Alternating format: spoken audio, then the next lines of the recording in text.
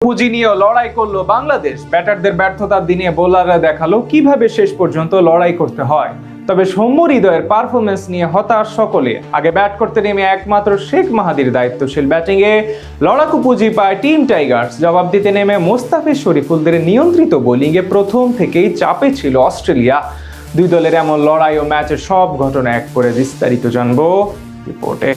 মিরপুর থেকে চট্টগ্রামে যাওয়ার সাথে সাথে বাংলাদেশ দলের পারফরমেন্স যেন বদলে গেল। ব্যাটারদের বেহাল দশা চোখে পড়ল ভীষণভাবে। এদিন নিয়মিত অধিনায়ক লিটন কুমার দাসের বদলে অধিনায়কত্বের দায়িত্ব নেন তাওহিদ হৃদয়। অভিষেক হয় আব্দুল গাফফার সাকলাইনের। অন্যদিকে অজি একাদশে অভিষেক হয় মোট দুজনের। সাগরিকায় এদিন টস জিতে আগে ব্যাট করতে নেমে অবশ্য শুরুটা ভালোই করেছিলেন দুই ওপেনার সাইফ হাসান ও তানজিদ হাসান তামিম। তবে সেই ধারা বেশিক্ষণ ধরে রাখতে পারেননি তারা। ইনিংসের তৃতীয় ওভারে স্পেন্সার জনসনের অফ স্টাম্পের বাইরের ডেলিভারি উড়িয়ে মারতে গিয়ে কভারে থাকা ফিল্ডারের হাতে ক্যাচ দিয়ে বিদায় নেন তামিম। তার কাছ থেকে আসে কেবল 10 রান। আরেক ওপেনার সাইফ হাসান বেশ ভালোভাবেই সামাল দিচ্ছিলেন অস্ট্রেলিয়ান বোলারদের। তবে পঞ্চম ওভারে ম্যাট রেনশুর বলে হাঁটু গেড়ে স্লগ সুইপ খেলতে গিয়ে মিড অফে মিচেল মার্শের হাতে ধরা পড়েন তিনি। তার কাছ থেকে আসে 3 বাউন্ডারির সাহায্যে 14 বলে 20 রান। অধিনায়ক হিসেবে নিজের প্রথম ম্যাচে ক্রিজে এসেই বিশাল এক ছক্কা হাঁকান তাওহিদ হৃদয়। অন্য প্রান্তে ধীরে সুস্থে খেলা সৌম্য সরকারের সাথে জুটি করার চেষ্টায় ছিলেন তিনি। তবে সেই প্রচেষ্টায় সফল হতে পারেননি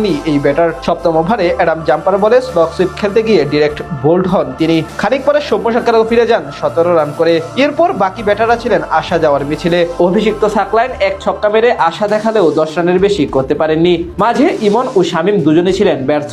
শেষ দিকে ব্যাট হাতে অবশ্য দায়িত্বশীলতার পরিচয় দেন শেখ মাহাদি হাসান। 19তম ওভারে টানা 3 বলে 3 বাউন্ডারি হাঁকিয়ে রান রেট 6 পার করেন তিনি। মাহাদির 29 রানের অপরাজিত ইনিংসে ভর করে শেষ অবধি 131 রানে অল আউট হয়ে যায় বাংলাদেশ। জবাব দিতে নেমে অস্ট্রেলিয়ার শুরুটাও একেবারে মনমতো হয়নি। প্রথম 2 ওভারে দেখে শুনে খেললেও ইনিংসের তৃতীয় ওভারে প্রথম বলে শরীফুল ইসলামের লেন্থ ডেলিভারি পেছন দিকে রিভার্স স্কুপ করতে গিয়ে বোল্ড হন ওপেনার জশ ইংলিশ। এই ব্যাটার বিদায় নেন 5 বলে সমান 5 রান করে। শেষ ওডিআইতে সেঞ্চুরি করা কোপার কনলি আজ শুরু থেকেই আক্রমণাত্মক ছিলেন। ক্রিজে এসেই 2-4 ও 1 ছক্কা হাঁকান তিনি। এদিকে দেখে শুনে খেলছিলেন অধিনায়ক মিচেল মার্শ। তবে তাকে বেশি দূর আগাতে দেননি মুস্তাফিজুর রহমান। পঞ্চম ওভারে তার কোয়ার্টার লেন্থের ডেলিভারি পঞ্চম স্ট্যাম্পের উপর থেকে স্কোয়ার ড্রাইভ করতে গিয়ে শর্ট থার্ডম্যান অঞ্চলে থাকা শরীফুল ইসলামের হাতে ক্যাচ দিয়ে বিদায় নেন মার্শ। পাওয়ার প্লেতে সেই 2 উইকেট হারিয়ে 47 রান তোলে অস্ট্রেলিয়া। সেখান থেকে সফরকারীদের হয়ে জুটি করেন কোপার কনলি এবং টিম ডেভিড। কনলি কিছুটা চালিয়ে খেলে যেতে থাকেন অর্ধশতকের দিকে, যদিও সেটি করতে দেননি আব্দুল গাফফার সাকলাইন। 27 বলে 47 রানের তার তাণ্ডব থামান এই অভিষিক্ত ক্রিকেটার। তার বলে উড়িয়ে মারতে গিয়ে শরীফুলের হাতে ধরা পড়েন এই ব্যাটার। শেষ 10 ওভারে অজিদের প্রয়োজন ছিল 54 রান। সেখান থেকে অভিষিক্ত নিখিল চৌধুরী এবং ম্যাট রেনশু মিলে জুটি করে দলকে উদ্ধার করে এগিয়ে নিয়ে যেতে থাকেন। নিখিল 13 বলে 18 রান করে ফেরত গেলেও বাকিদের দৃঢ়তায় শেষ অবধি জয় তুলে নিয়ে মাঠ ছাড়ে অস্ট্রেলিয়া। তবে জানপ্রাণ দিয়ে লড়াই করেছিল বাংলাদেশের বোলাররা।